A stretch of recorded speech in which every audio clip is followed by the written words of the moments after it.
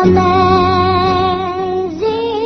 grace, how sweet the sound that saved a wretch like me. Hi, and welcome to Straight Talk About God video. I'm Jack. What I want to do is, you see, after a long time now, I've boiled down the believer's walk into three principles: God, faithing, and giving. And there's some overlap in there too. God, faithing, and giving. And what I want to show is how those three principles are acted out over and over and over in the Bible. I've got 5 examples, short examples that I want to show you. God first, faithing second, and faithing overlaps with the giving part. Okay? So we'll start with Abraham. Abraham, called the father of faith. Whoa. So if anybody walked with God, we won't get into the Old Testament, into before the flood, but anybody who walked with God had to know that God existed, okay? So it's their knowledge of God's existence that allows them to act in faith on something God has said, right? Abraham learned all about God when he lived, maybe you heard me say this in other videos, he lived with Noah and Shem for 40 years. And they weren't just out on the back deck watching the sunrise, okay? They were studying God, Noah and Shem. With that sure knowledge, experience, teaching of God, when Abraham got back to Ur and his family, when he was 50 years old, God came and said, "Hey, bud, leave and go until I tell you." What? Pick up everything that's yours, leave your home, leave all your family.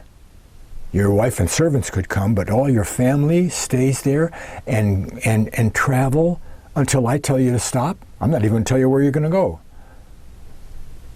Now, is that an action against the unknown? Darn right. Okay?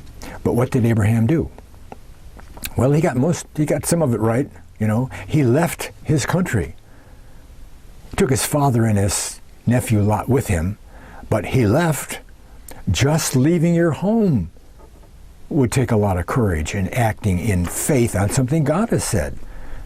God said, "I'm going to tell you where to go later on. Leave the house." Okay.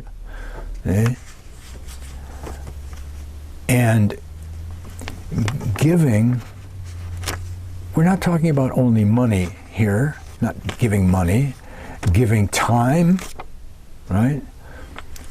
Obedient action is also giving, isn't it? That's how the faithing and the giving transfer or overlap, okay? So Abraham had all three of those principles. He knew about God, he acted in faith when God said leave the house, and he was obedient to God from then on, and he did give tithes eventually to our next example, Melchizedek. Maybe you've seen the other videos I did on Melchizedek. When Melchizedek shows up after in the Valley of the Kings, after Abraham takes 318 servants, trained servants, and beats up 4 armies, comes back with all the goods and Lot and all his goods and everything, and the kings say, "Oh, you take whatever you want." No, I'm not going to take anything you give me because I don't want you to say that you gave me something. God takes care of me. And then out of the blue, with no relation to the war or any of that, Melchizedek shows up. Boom. And what does he bring? According to the Bible, he brings bread and wine. According to Josephus, he brought all kinds of other stuff, provisions and stuff. It was a whole pack train full of stuff.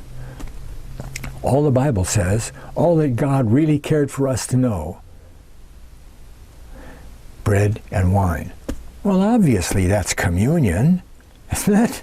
Of course, and then they took communion, right? And the three things are there already, all right?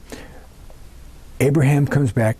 Shem says, God first. Blessed be God, blessed be you, God of Abraham, God first. They have communion. That's a faith act.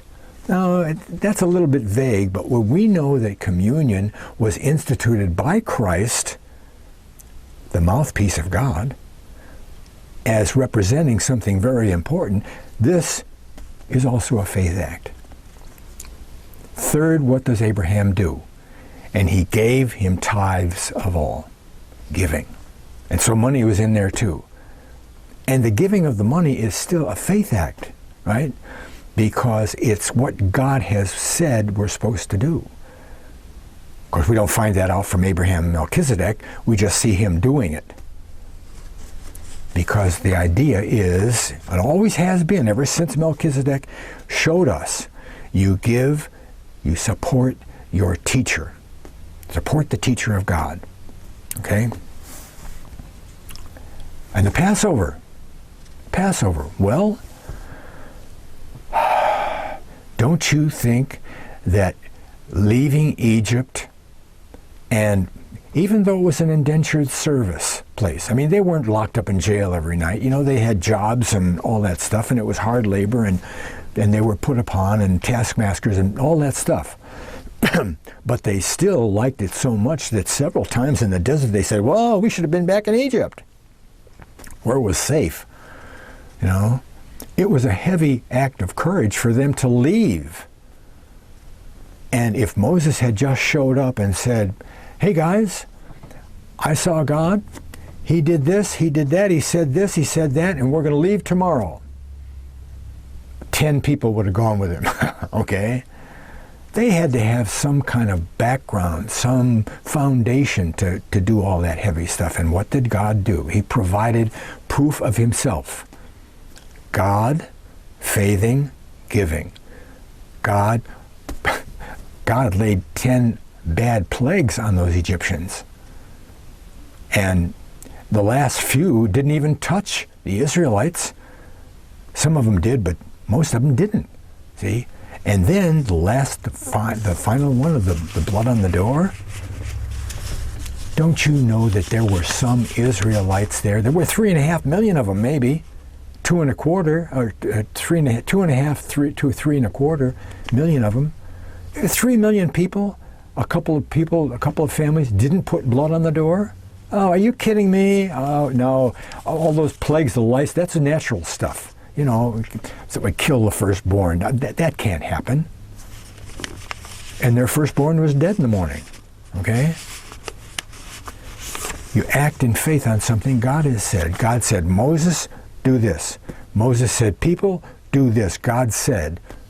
They acted in faith, put the blood on the door, put the lamb in the house, ate it and all that stuff, and the angel passed over their house. Okay? So they had God, faithing, and giving. Giving. Well, several times in the wilderness, God said, take up an offering. Get this and that and the other thing, and then build this. Make that. Hang these curtains. Whatever. They gave. Okay?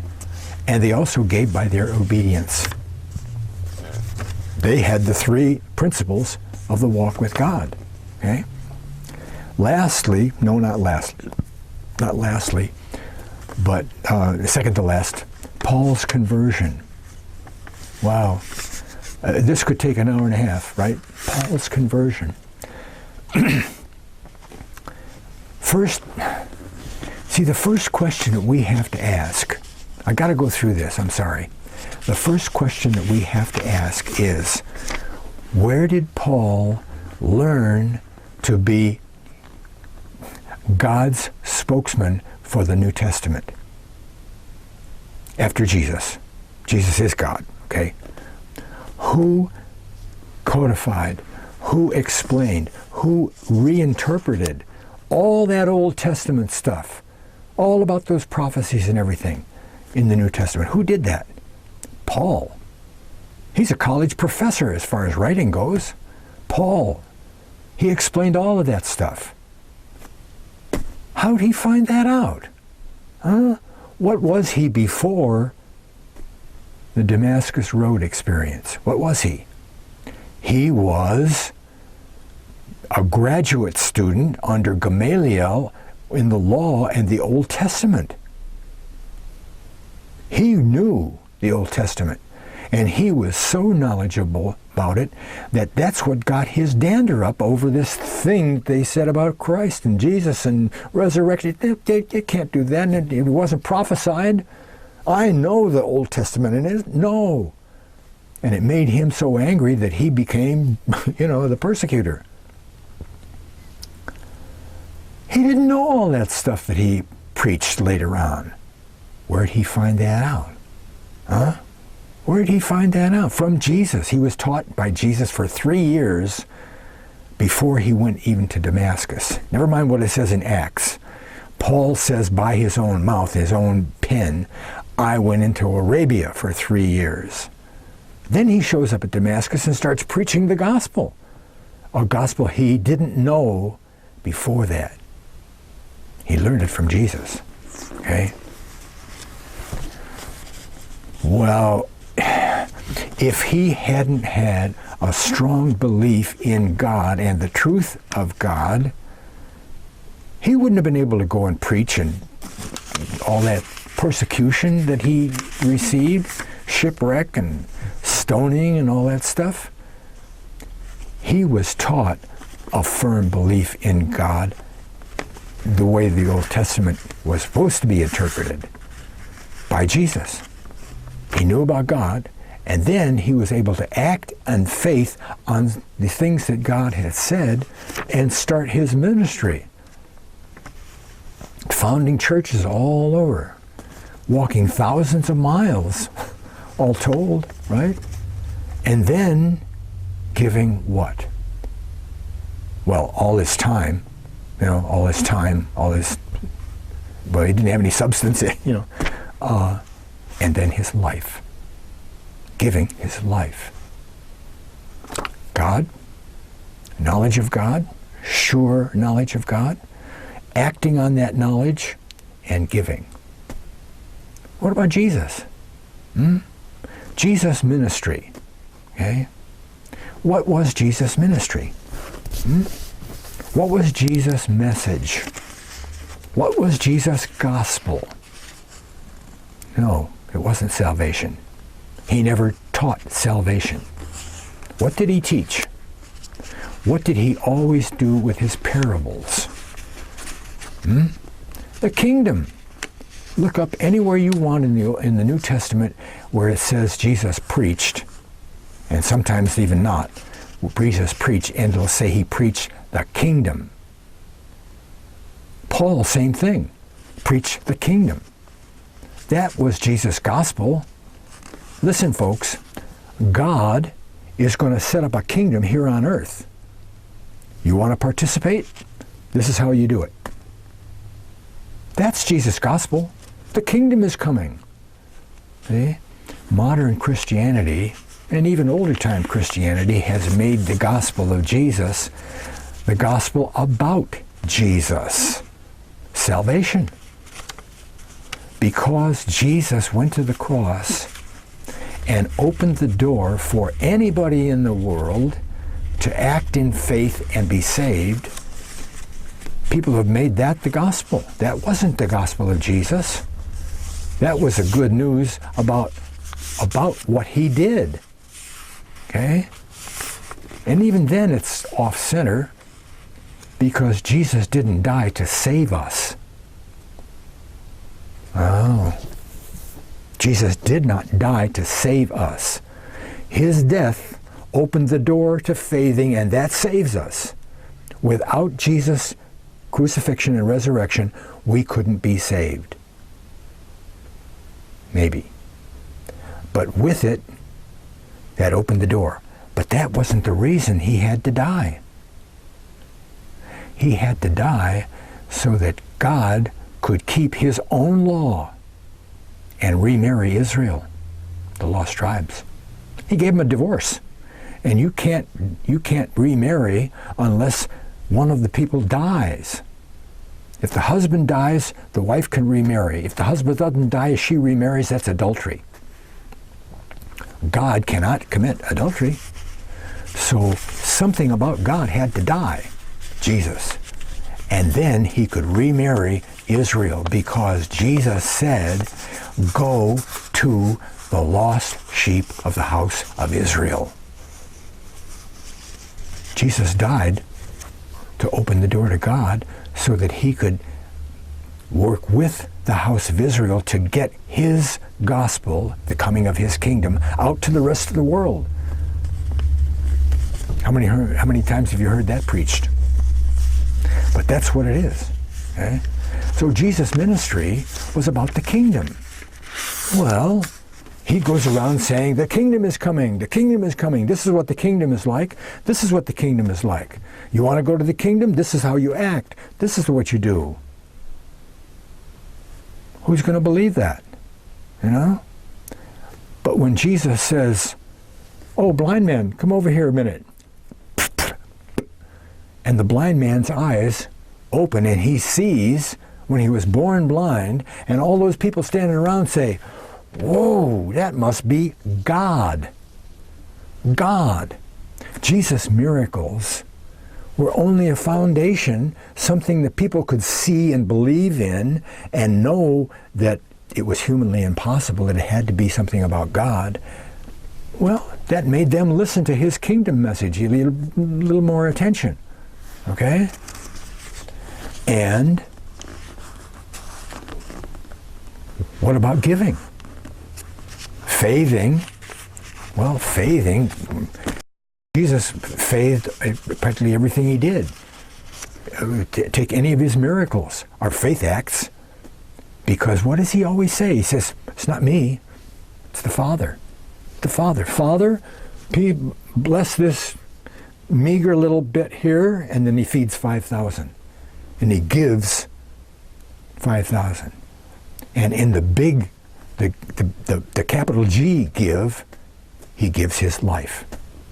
He shows us faithing, he proves that he's from God, and then he gives himself. God? If you haven't got a firm belief in God, you better start studying stuff that proves God's existence. See?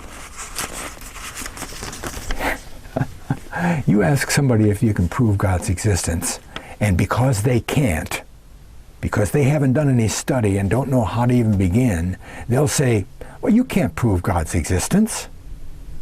Oh, no, you can't. Of course you can prove God's existence. You go to my 3 Zodiac videos and see if you can take God out of there. God in 10 minutes, any of those videos, 15 or 20 of them, any of those videos will show you God's hand in creation, objective evidence that no human could be and has to be some kind of supernatural design to be accomplished. That's what you need to do, because, I mean, how can you give away, in quotes, 25% of your total life to help God get the word out to about his kingdom? Because that's what the work of the ministry is, getting the word out to other believers, showing off God to other believers, as C.S. Lewis says. Okay? How can you do that? How can you change your lifestyle and give away 25% of everything you have? Okay? All the money that comes in, 25% goes to help the work of God. 25% of your time goes to help the work of God. You can't do that without a firm belief in God. I mean a really, really firm belief in God. Not some little belief in God that keeps you going into the pew every Sunday. Put 20 in the plate, whatever. When you make $50,000 a year, people who make $100,000 a year have to give away $25,000 a year. Don't think that doesn't take faith. You see, there's that unknown part again. Faith is an action based on something God has said in the face of the unknown. Hey, but I won't have enough money to whatever. Didn't God say, I'll bless you? You tithe, you do the right thing, and I'll help you out. Hey? Faith is a verb. Thanks a lot for watching. God bless.